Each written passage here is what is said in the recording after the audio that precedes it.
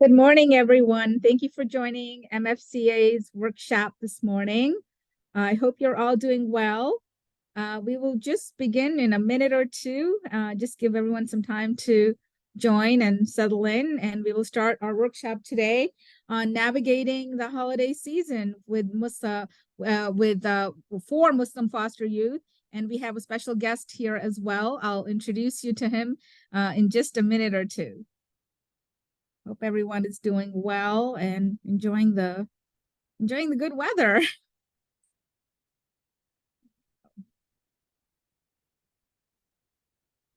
Thank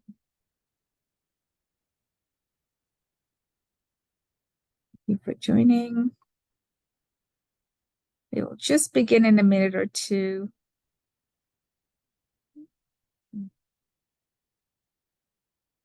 So this is MFCA's workshop that you're tuning into for navigating the holiday season for Muslim refugee foster youth. We have a great presentation here for you today, which we will begin shortly.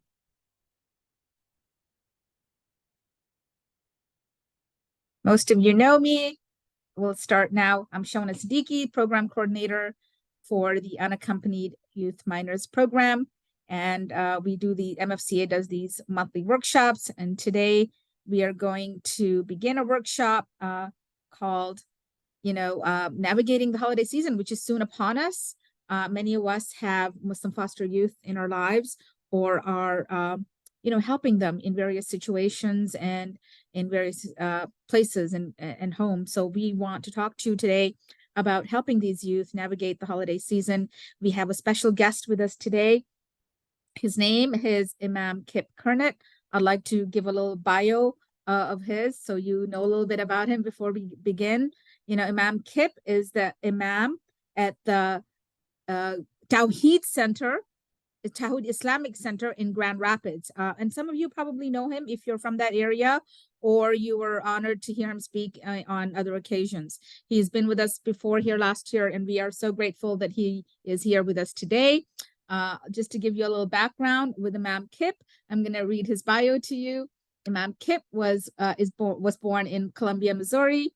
And his first introduction to Islam was from a grade school friend, actually from Afghanistan. And, their friendship had quite a bit of a lasting impact on Imam Kip. And that ultimately led him to a journey to embrace Islam at a very young age. And he accepted Islam and then went on a learning journey himself. And here he is today, an Imam and a leader in our Islamic community here in Grand Rapids. He studied Arabic and Islam at Cambridge Islamic College. And at Al Qasid Institute in Amman, Jordan, which is a great institution. Many of our scholars come from that institution, and we're so honored that we have Imam Kip representing us today to talk about, how we could figure out how to help some of these Muslim foster youth figure out the holidays as they come upon us, Thanksgiving, Christmas, and many others that we can, celebrate with them in different ways. So he served as an imam at the Islamic Center of Morgantown. He also has studied, I'm seeing from scholars in Egypt, Jordan, and the US before relocating to Grand Rapids. And he lives with his family here in Grand Rapids. And he himself has just become a foster parent. He and his wife recently became foster parents themselves. And so he probably has a lot to speak from his own experience that will add beautifully to our workshop today. So we thank Imam Kip for being here with us today. I'm just going to start the presentation and then share it with you. And let me know if you all see this presentation here, which I'm just going to go back. There we are. Sorry. Going back to the page up. Here we are. So navigating the holiday season with Muslim foster youth. And today we're going to present to you Islamic perspectives on the religious and cultural holidays.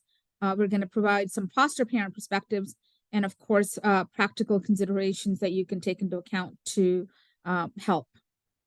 in your daily lives as you deal with some of these issues.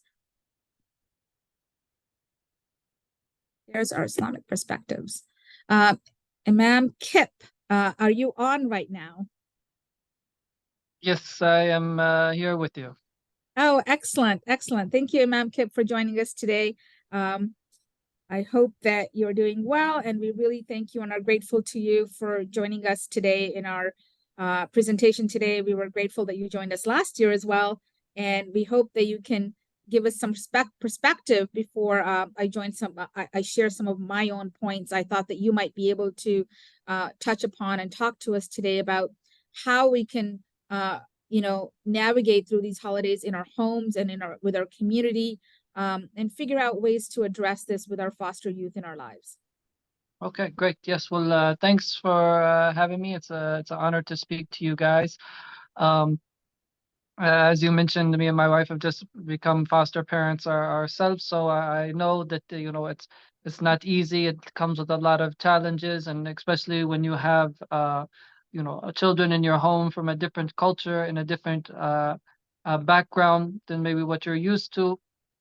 Then uh, there's always that extra effort that we have to put in to make sure that everyone is comfortable and thriving, right? Both the host family and then the kids that are there in that family.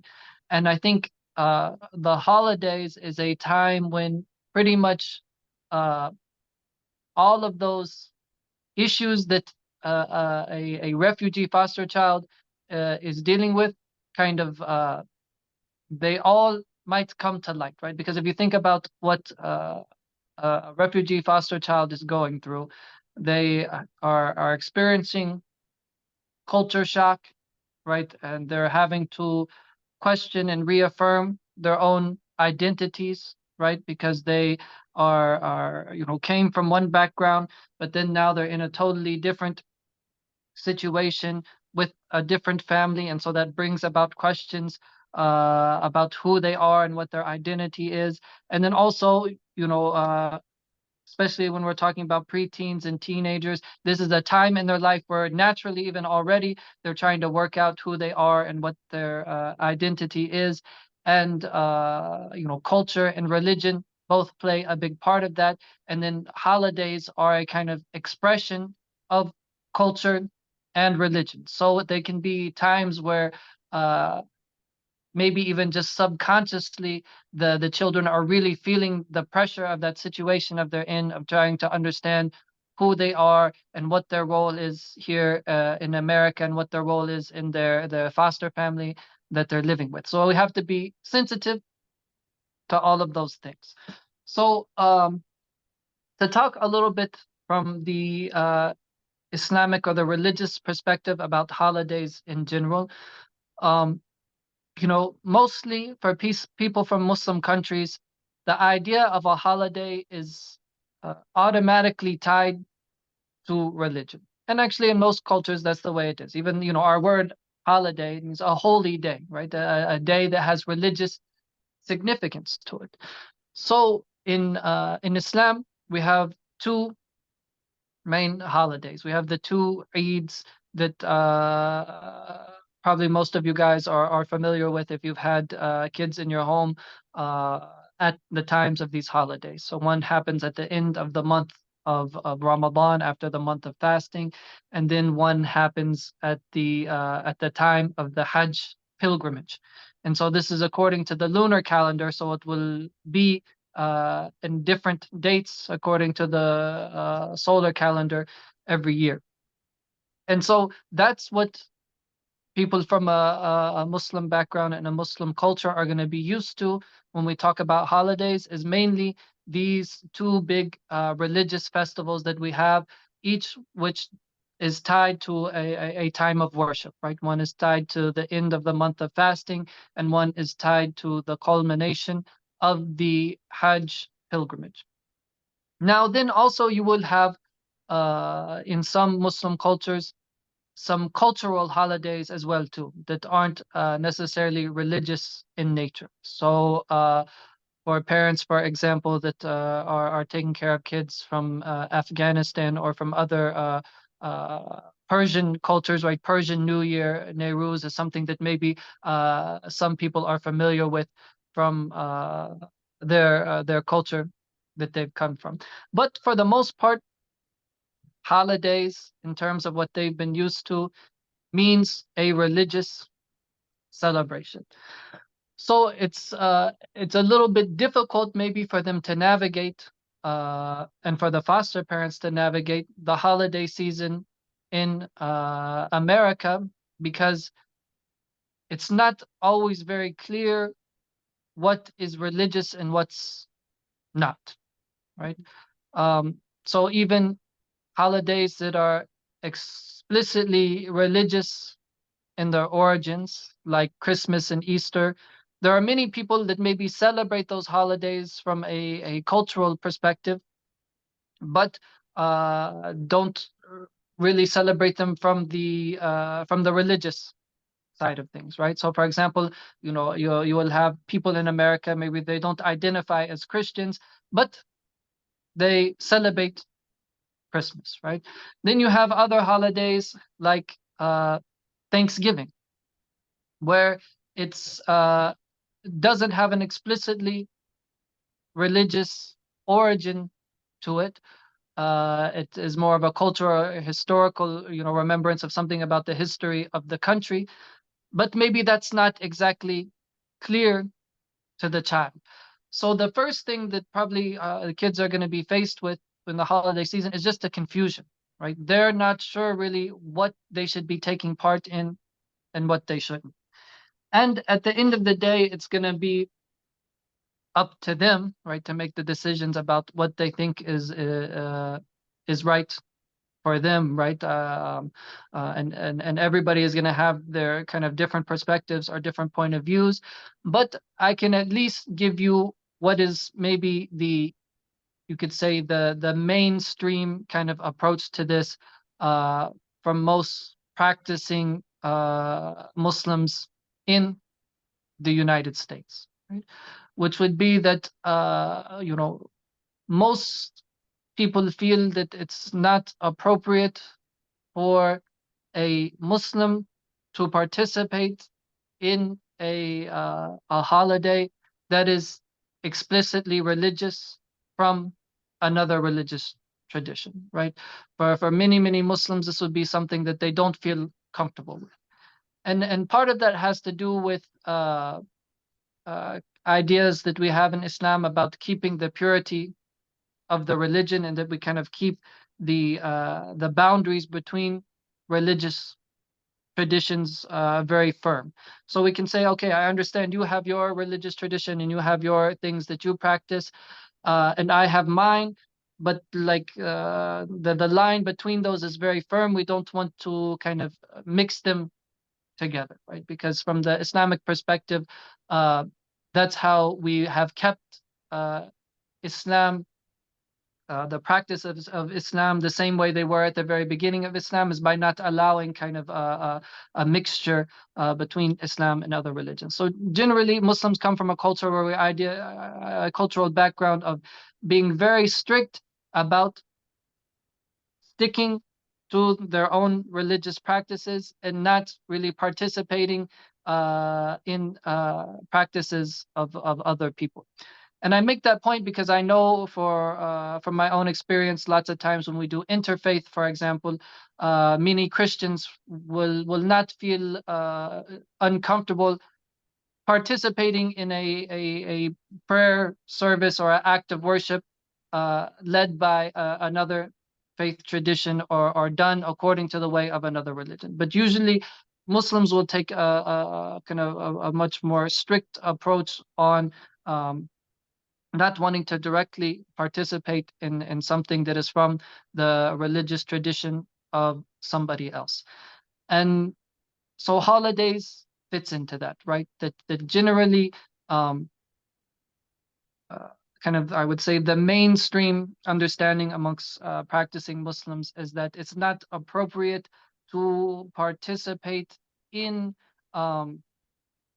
holidays that are explicitly religious in nature from a different religious tradition. Now, that being said, there are some people who do feel comfortable with that, right? So it's not black and white. And here I think communication is going to be very important, right? That you have to talk to the kids that are with you and try to understand what do they feel comfortable with, and what do they you know, what is their own perspective on these things. And if they themselves are not sure, then help them to have the resources to be able to talk to people that may be helpful. And here at Tawheed Islamic Center, we can be one of those resources for you. You can always refer people to me if they want to talk to me about any of these things. So here there's a very difficult or delicate line to balance, right? Because on one hand, you want to respect if the people don't feel comfortable in participating in certain holiday practices that are explicitly religious, but then at the same time, you don't want to make them feel left out, right? So, example, maybe you have your own children in the house, and they're getting a lot of gifts for Christmas, and then uh, the foster kids are wondering, okay, well, we don't celebrate Christmas, but we want to get gifts, right? We don't want to be left out in this situation. So I think here it's appropriate, and there's no problem to give gifts according to the holidays that you're practicing to the children that are in your home. The place where we have to be more sensitive is in participating in things that are kind of more ritualistic in nature, right? So especially when it comes to like going to church services or things like that, but even the practice of, gathering around the Christmas tree to open presents, for example, some people might understand this as something that's kind of a religious practice. So those are areas where we have to be sensitive. Now, when it comes to a holiday like Thanksgiving, uh, you'll find kind of different perspectives on it, but I would say generally most Muslims in the West don't feel uh, anything wrong with participating in a holiday like that. That's not explicitly religious, but the kids themselves might not be sure, right? So again, this is a time where I think it's good to reach out, and you guys can contact me, and also I can MFCA can pass along even my phone number or my email. Anytime you guys have any issues, can reach out to me. And then if the kids in your home are attending services here, then anytime they're more than welcome to just grab me and pull me to the side and ask me any questions um, that they have. Um, Another complicated holiday, right, that we're right on the edge of is Halloween, right? So Halloween is complicated because um, the kind of occult dynamics of it, right? That it has a lot of imagery and things having to do with uh, you know uh, the spiritual realm and ghosts and goblins and these types of things, right? So for many people in America, we will just look at that as just kind of a fun thing that people just dress up and have fun, and there's no harm in it. But many, not just Muslim but Eastern cultures, take much more seriously the idea of a spiritual realm and evil spirits and black magic and things like that. And so that can be something that uh, can actually and sometimes be very like frightening to them, right? Because they might be coming from a background where they uh, have very strong beliefs that there is people who practice things like black magic that have a negative effect on people, and that there's evil spirits that have the ability to harm people and these type of things. So I remember last year, particularly some of the kids from Afghanistan were very surprised just at the occult imagery that they were seeing everywhere, just even going to the store, right? This was something very shocking, something very different than what they're used to go to Walmart and to everywhere see, masks of scary imagery and things like that. So that's also something to be sensitive to. And again, there's a breadth of practices amongst people in the Muslim community, what they're comfortable with, but generally a lot of Muslims will not feel comfortable participating in Halloween because of that, kind of occult side to it. But then at the same time, every kid wants candy, right? Everyone wants candy and as much candy as they can have. So if the kid in your home is not wanting to participate in that for religious reasons, then we should try to find some alternatives for them. And actually, if anybody's interested, where the Islamic school here in Grand Rapids is having a kind of alternative event on the 31st, that is just kind of a get together, a family fun night, but where kids will get treats and things like that, so that they don't feel, the next day at school when everyone else is talking about they got candy, that they didn't get anything. So I don't know how much time, Sister Shona, you want. I don't want to take up all the time. I don't know how long you want me to speak for. But I think the general thing here is just to be aware that um, some of the holiday practices that you have going on in your family or in the home, the children in your home might not feel comfortable with that. And we as the foster parents have to open that dialogue, right? Because I think a lot of times they're going to be shy to say, hey, I don't want to do this. So you don't want to put them in a position where they feel kind of forced or coerced into taking part of something that they don't really feel comfortable with, but they're too shy to say it. So you just to open the conversation, say, hey, look, this holiday is coming up. I know this is not something that you have in your culture or in your religion. What do you think about that? Are you wanting to participate in that? Do you not want to participate in that? If you don't want to participate in it, here are some of the alternatives, right? And I think as I said, we have an event at the Islamic school here that kids are welcome to come to on the 31st. And once we get closer to the winter break, we might have something going on around Christmas time as well too. And that can also be a good break, for the family sometimes. If you need some respite anyway, then and the kid doesn't feel comfortable participating in when you guys are doing that holiday celebration, then maybe that's just a good time for them to be out of the house and you guys to get a break with their family. But I think at the end of the day, it just comes down to knowing that this could be an issue and to be sensitive to it and to have a conversation with the kids in the home about it. And then, as I said as well, we can be a resource for you here at the Tawheed Islamic Center. Just some of the other things that are on the slide that I didn't mention. I think, all of these are fairly straightforward, but just to be sensitive to the fact that the holidays are times when people come together and spend time as family.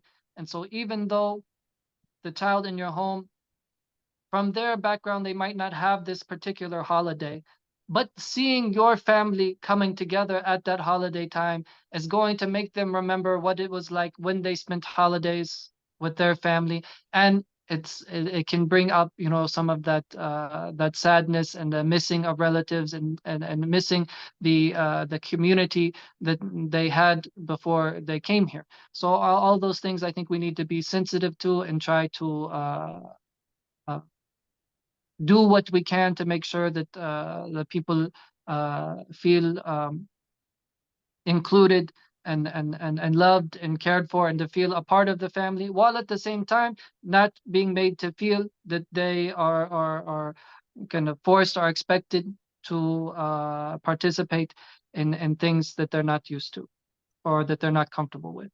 And then the last aspect of holidays that I will mention is, and this is one of the things that, even in my experience talking to some of the kids, particularly last year around the holiday season, which was kind of very shocking and traumatic for them, is that sometimes when families get together in the holiday season, there might be alcohol present, right? And so generally, kids that are coming from a Muslim culture, when it comes to alcohol, is very black and white, right? I can't lie and say alcohol doesn't exist in Muslim countries, but generally, it's more like what drugs is like in this country, right? The alcohol is only present amongst people who are kind of looked at and seen as being on the complete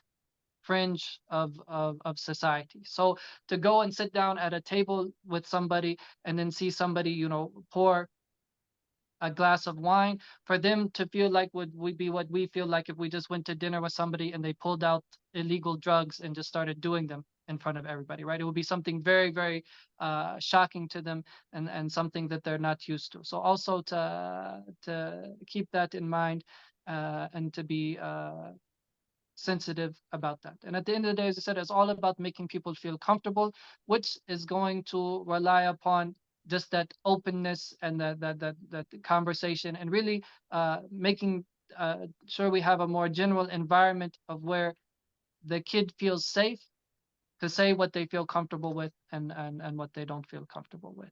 So I don't know, sister, is there anything else that you wanted me to touch on, or I don't know, will we have time at the end maybe for questions and answer? Yes, thank you, Mom Kip. You really touched on all these points, and I really appreciate all the everything you shared. I really think that what you mentioned about talking to the child and making them part of the conversation is just so important, because you'll see their level of comfort or discomfort, and figure out how to help them with those situations. And thank you also for sharing what can happen in the community as an alternative. I also have alternatives for you that are here present in other areas of Michigan. And I'll share with you the the Islamic school one that Imam Kip mentioned, as that event comes together. And as he said, there's always alternatives. There's also ways to find out, if you can possibly put them in another room with a board game when families are coming together, to still have the children mesh, and families can do other activities, possibly in another area, or if you can search for ways of other events in the community that you can take them to, so you yourself can celebrate, Christmas and other holidays that you feel comfortable celebrating with your family. So there are ways that you can reach out to MFCA also to help you with some of these situations and find other ways. And there are other ways that we can help, and that also is Imam Kip's Masjid Tawheed Islamic Center can also find ways for you to figure out how to reach out to your foster child with these issues. And he would be a great help. He's offered all these solutions, and these really are great solutions, and we appreciate that coming from you.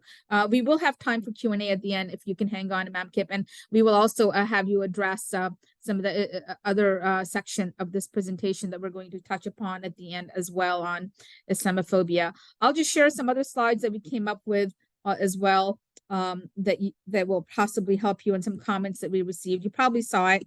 I did just have a comment that a foster youth said, which is, I honestly didn't care, that I was getting Christmas gifts because it was free gifts.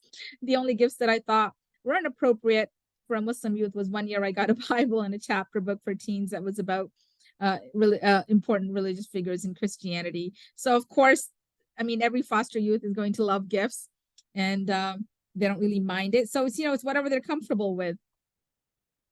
And that's a comment I wanted to share with you. Here's another comment from another foster youth, which is, they would make another plate for me with no pork. Adults would have some wine after the kids were asleep. Gifts like everyone else, but didn't feel much enjoyment. not a church-going family. Celebrating Eid and Ramadan in non-Muslim homes was the most difficult time for this particular foster youth. So you see that families have been accommodating and working around ways to accommodate the Muslim foster youth in their lives, which is beautiful to hear, you know, someone making another plate with no pork, or giving gifts, or, you know, this particular youth did not have a church-going family, but then he felt you know, a little bit of sadness while trying to celebrate Eid, which is a huge festival after the month of fasting, which is Ramadan, was a difficult time because he didn't feel that it was festive for him, or he didn't get the enjoyment or the full benefit of being able to, you know, be engaged in that form of fasting, which is the greatest thing in the month of Ramadan. So I do have some practical considerations for foster agencies, and I'll share those with you as well quickly. And I will share all these slides with you also when I follow up with you after the presentation's over. So we've got the foster children, you know, being in their legal rights. They must be in a religious compatible with the environment, that the staff, agencies, and families, you know, and they all do this. So I'm just going over it. This is something that is happening already, which is we're also grateful in seeing all this accommodation. So there are reasonable efforts to accommodate the sincerely held religious preference of legal parents and our foster children, that no cursive language or behavior relating to participating in religious events or beliefs. And you know, you just kind of have to just think, if this was your child or your sibling, how would it be? And ensuring that we're not imposing our value judgments. I just recently heard from a foster care worker that they do a calendar, and the calendar that they put in the foster care home is of all the holidays, you know, Muslim, Christian, any other religion the child was represented, and then the calendar included. And then that foster child told me, I just love that aspect, to see my holiday up in the calendar. So many of us are doing these different things to accommodate and help the identity of these children. So thank you for that. Let's go on to the next one. You know, appropriate language, we talked about that a little bit, and Imam Kip mentioned that, you know, just not to have any negative, any language that we can use that would be, you know, have negative consequences for not participating, and to always feel the level of comfort of the child. So, you know, we can talk to them too before the holiday comes up. Oh, the following holiday is coming up. It's a holiday we celebrate in America, and give them an idea of what the holiday is about, and then let them know what it entails and how it's celebrated here. And tell them, you may not have seen this kind of celebration before, and that this holiday, whether it's, you know, Christmas or Halloween, which is not a religious holiday, but for some it is, you know, you just talk to them and say, is this in line with your family's culture? Is this in line with your religious beliefs? How do you feel about it? And make them part of the conversation. And just say, my family has the following beliefs. And they, when you have this conversation with a child, you will find that majority of the youth will start adding and talking, and will say, well, you know, my family has the following beliefs, and we don't do this, or I don't feel comfortable doing that. And this is the traditions of my family. And we can say, you know, well, we would like to go. I remember a foster child saying, well, I was asked if I can go to pick up a Christmas tree to put up, and this particular child thought, you know, I can't really do that. It's not something that I do. And so it's up to the child having a conversation before. He knew that they were going to go on this trip. He didn't feel comfortable. He did not go, but he knew what was going to happen, and he knew what a Christmas tree was then. So just having these talks beforehand will really, really help and make it easier for yourselves and the child too. So yes, to have the expectations beforehand. I'm just gonna go a little bit more. So yeah, so this is something you can say. You can say, this is completely your choice. How would you like to participate in this holiday? And to say things like, we can make other arrangements for your care during this time. For example, we can see if there might be other Muslim youth events going on, or respite care. And please reach out to me for any kind of youth related activity that you would like to have your child join. I'm going to be giving you several that I'll share in the email coming up. We will, you know, we'll make sure to have staff available so that your choice is respected, is also another thing that you can offer to them as well. And you don't need to give me an answer now. So a lot of the times you'll find that the youth is kind of quiet. not being very talkative, but you can let them know, don't give me an answer, but I just want you to know, I want to have this talk with you. And you can take your time to talk to your religious mentor, which could be Imam Kip if you're in Grand Rapids, or anybody else, and family, to decide how would you like to participate. So remember to keep in mind that your refugee Muslim youth may not have had any experience with religious holidays, especially if they're coming from Muslim countries or Muslim dominant populations in countries. They may not have had any experience with any other faith or religion in their life. And that the variation of holidays, how they're celebrated among Muslims and around the US and around the world, will be something very new to them. So having this open conversation, as we talked about, with the youth and their families, using appropriate language, and a need for clear policies in place for all agency and staff, which almost all of everyone that I've been working with has, which just makes life easier for you and for the child. So we will have questions for these scenarios, and I think I'll keep that to the very end. But what we thought we would do is, and I'll give you an idea also of what the MFCA also provides for you at the very end, so you can keep this slide in mind, which I'll share with you again later. But we thought what we would address right now, and while we have Imam Kip as our amazing guest here today, is a little bit of what's going on due to the current climate of the Israeli-Palestine conflict. And what we thought what we could have is have Imam Kip comment on this conflict briefly, and to address how the impact of this conflict is having on the American Muslims, and especially the foster youth may experience in their schools, community, and in their lives, that we should actually address. Islamophobia is there, and we want to make sure we talk about it and have you understand it and see how you might be able to address it with them as well. So Imam Kip, I am going to give you the floor again to briefly just talk to us a little bit about this and how it is impacting. We have had situations already, as you might know. There was a 6-year-old that was killed recently in Chicago, by his landlord. And it was just a shock to the whole community that this occurred as a result of him being exposed to media coverage of the conflict. So I will open the floor to Imam Kip, and then maybe all of us can engage in Q&A at the end about both these sessions. So thank you, Imam Kip, for commenting on this as well and going through.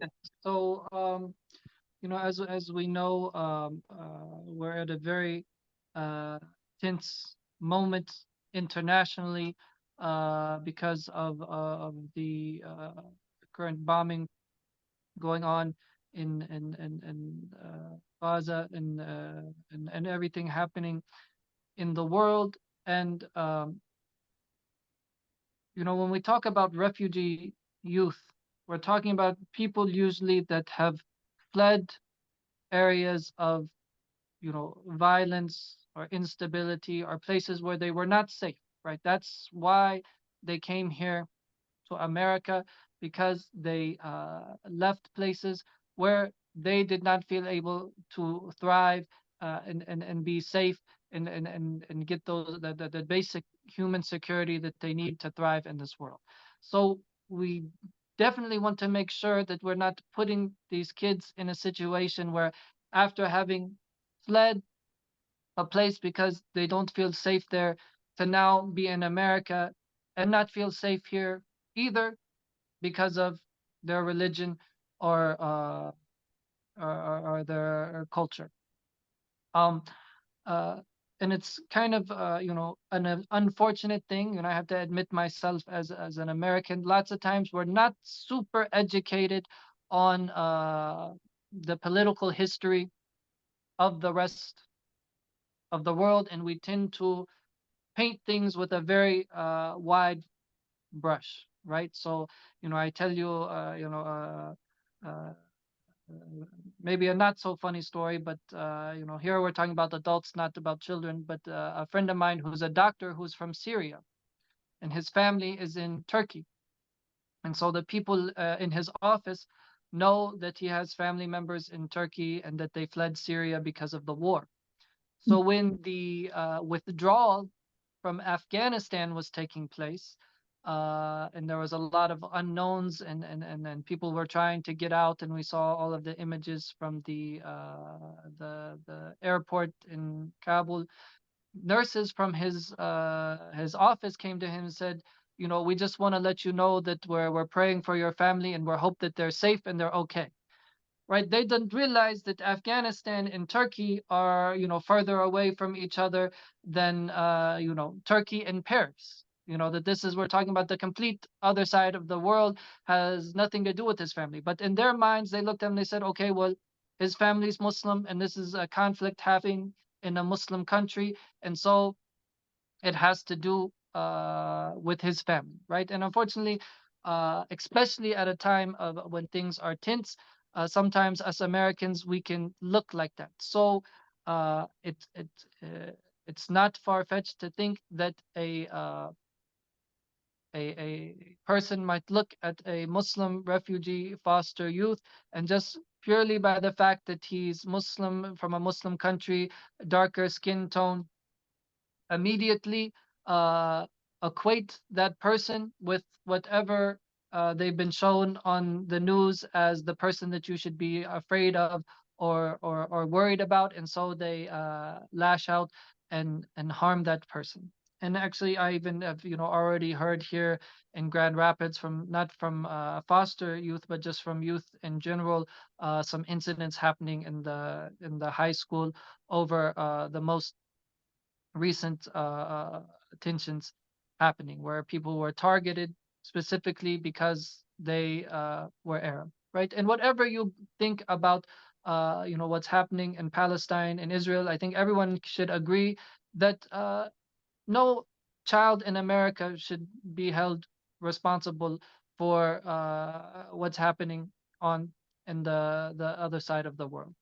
So we want to make sure that our kids are safe, not just that they're literally safe, but they feel safe, right? Because just having the feeling of being insecure is enough trauma, especially when we take into account what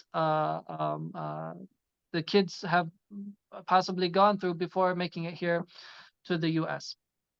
So one thing I think that we have to do here is to be proactive, right? Don't wait for a problem to happen. We need to, you know, talk to the kids once again, and understand what's the situation. Have they been feeling threatened? Have they been feeling unsafe? And if we get any hint of anything at all, we need to step in, right? We need to go to the people in charge at the school, for example, or whatever the situation is, and get proactively involved to make sure that nobody is being threatened or being made to feel unsafe.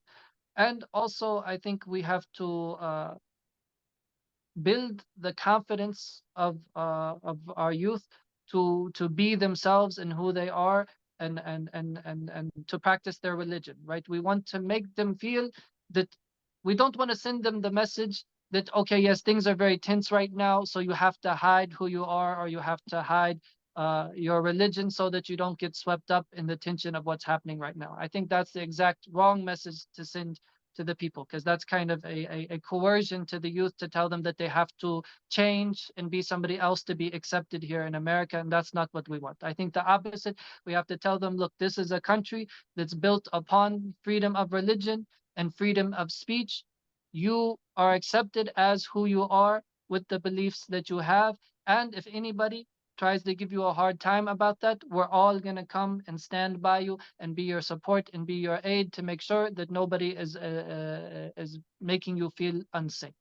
And I think it's important to stress that, especially for kids that come from places that have a much more authoritarian form of government, right? People might not understand what it means to have freedom of religion, right? I know for myself, I met people that they came here as refugees, and for a long time they never even visited the mosque. And then when we finally brought them and asked them, they said, "Well, we were scared that, you know, we'll get in trouble by the government if we go to the mosque," right? There's this still this you know, kind of fear that we're not allowed to be who we really are, or else we could face consequences for that. So I think we have to kind of proactively fight that and affirm, especially for these young people at this difficult time when they're trying to work out their identities, that they can be who they are, they can practice their religion, and they can even practice their free speech. Because I think, I mean, this is a very, very long topic, and it's outside of the scope of our,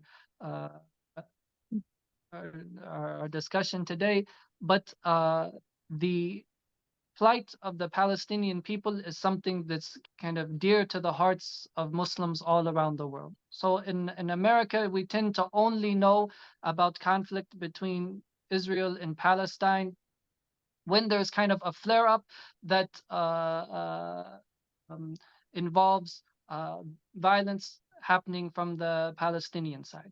But in most Muslim cultures, people are reminded about the suffering of Palestinians all the time. So, for young people, I don't know how aware they are or not, but generally most people coming from Muslim background and Muslim cultures will naturally, as a part of their culture, have a feeling of sadness about the plight of the Palestinian people for the last 70 years.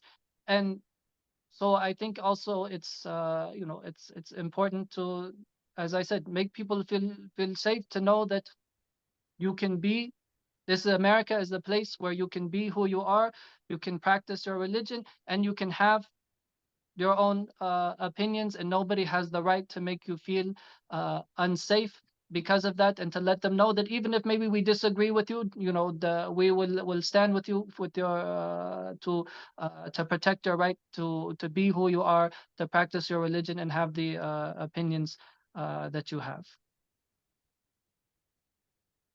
And Absolutely. I think I'll leave with that into the questions and answers. Yeah. Thank you, Imam Pip. That was excellent. You addressed everything that we wanted to touch upon on Islamophobia today. I just gave here some examples that you're seeing on the screen of, examples or types of Islamophobia that you see encountered. We talked about that the fact that they're happening in the community, in the schools. Please just be aware of that. Be aware of your child possibly being silent about it, and look for signs in your child if they're experiencing this. Some of the ways is they may just say a comment or two here about it, or they may, have something that they were doing all the time but stop doing. Some of the triggers are that you'll see that they may stop eating lunch, or they may stop wearing a certain type of clothing if they were made fun of. Anything like that, anything small or brief that you feel that you notice is happening, just be aware of it, that it could be something as a result of being picked on. And these are some ways microaggressions, I just wanted to address. It's just a subtle or overt form of being picked on. It's just marginalized racial communities or racial groups do experience that. I think, I can give you some examples. Anyone just maybe even saying, don't you feel hot in that hijab, or do you need to wear long sleeves? It was so hot in the summer. So that can just make someone feel uncomfortable. They're doing it as a result of what they believe in their faith, and so it might be uncomfortable conversation for somebody, or even lump summing a group, and assuming that everyone wears hijab, because that's not necessarily the case either, or saying, why don't you wear it, or aren't you supposed to wear it? So you've got many forms of microaggressions out there. Is that something that you could comment on, Imam Kip? Is that something that you can share? Yeah, I think here, I mean, this is the so these type of microaggressions, a lot of times the child might feel the pressure of them without exactly recognizing them even, right? Mhm. So I think, sometimes it might, if they're happening at school, for example, maybe the kid is not, really processing them to the point they're saying, okay, this person said this specific thing that is making me feel uncomfortable, but it's just more the general environment. And that's why I think that idea of building the confidence of the kid, not just not uh you know, it's not enough to just not be a factor in making them feel unwelcome. We have to really do the opposite and be proactive and making them feel confident, affirming who they are, and making them feel welcome. And then also, as the family ourselves, we have to be very careful, because a lot of times these type of small kind of microaggressions, um, we can be guilty of them without realizing it, right? And so to always just be sensitive, right? To make sure that, you know, I assume all foster parents are great people and with great big hearts. Otherwise, you wouldn't be taking care of these kids. So I don't think anybody purposely wants to hurt anybody. But sometimes it's not enough just to have the good intention, right? We have to, sometimes we can say something that we didn't mean anything offensive by, but it can still feel hostile to the person. So I think we have to be very careful in the way that we choose our language when we talk about anything that has to do with the cultural and religious identity of the kids, to make sure that we're doing it in the most sensitive way where they feel the most comfortable. Thank you. That's great. I'm going to just go through the next couple of cards really quickly so we can have some time for questions from any of you. So I will just go through that. So these are just addressing Islamophobia that we already actually touched upon and redefined, and strategies that we also just talked about with Imam Kip about having the open communication, teaching tolerance, and support. And there's many resources out there. Your Islamic Center, your local Islamic Center is a great resource. Even just calling and asking to speak to the imam is a great resource. And there are many books out there that can help you and your child understand even the present conflict and complexities out there. So please reach out to me. I will also share resources with you at the end of the presentation and share them with you also by email. So I'm just giving further advice over here through addressing Islamophobia, which is the emotional support to open dialogue, and be there for your child, as we talked about, the cultural sensitivity that we mentioned, about respecting all the cultural and religious identities, and then encouraging your child to talk. This is just a little bit more of education. Yeah, encouraging and learning about heritage and the conflict is always a great idea. So you would have, it'd be great for talking points with your child. And there's a lot of positive role models out there that are making a difference in promoting peace. And to talk to your child and be aware of those positive role models is also another great way of reaching out. Civic engagement, of course, can always give you those ways to be engaged in social and political issues as well, so that you're aware of what is happening out there, so you can address this the problem and the issue right away. All right. Reporting discrimination is actually very important.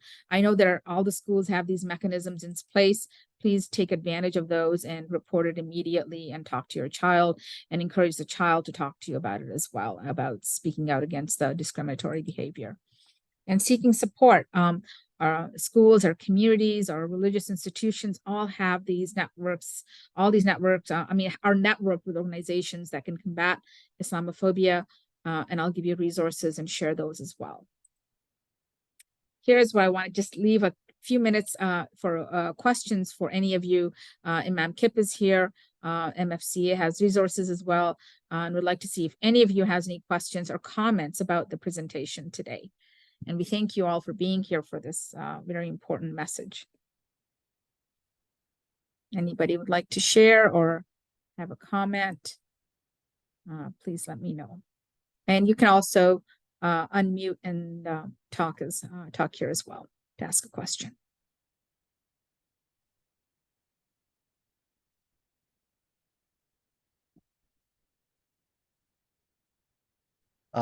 This is Martin Uchendu with Samaritas.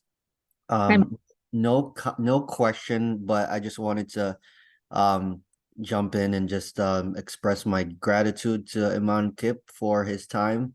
And thank you so much. I think that the information that you provided was extremely valuable, especially the part where you spoke on the current events happening with Palestine and Israel. I found value in that. So I just wanted to express my gratitude to you for all the information that you were able to share. Thank you so much. Thank you, Martin. Thank you for sharing that. Appreciate it. We are also so grateful for Imam Kip for being here. He's been a great resource for MFCA and continues to be. And we're just so happy that he and his wife are foster parents to refugee Muslim youth too. And so they have an abundance of experience now that they can share with the community, with all of you. Honestly, feel free to reach out to where he is at the Islamic Center. And I think I'm seeing something in the chat. I'm just going to see if there's a question there. Oh, Gigi is saying, thank you so much for providing the context for understanding holidays from a Muslim perspective and everything else. This has been so useful and huge gratitude. Thank you. Thank you, Gigi. We're really happy that you were able to join us today.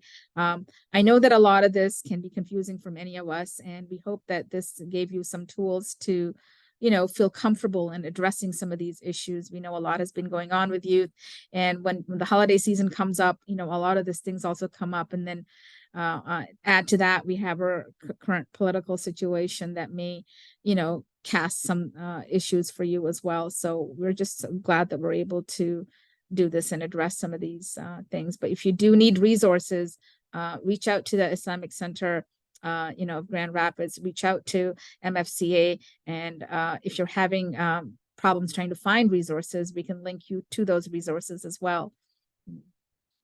Nolan is saying, I've had 11 Muslim foster youth in my home over the years, and it's wonderful to hear these topics discussed.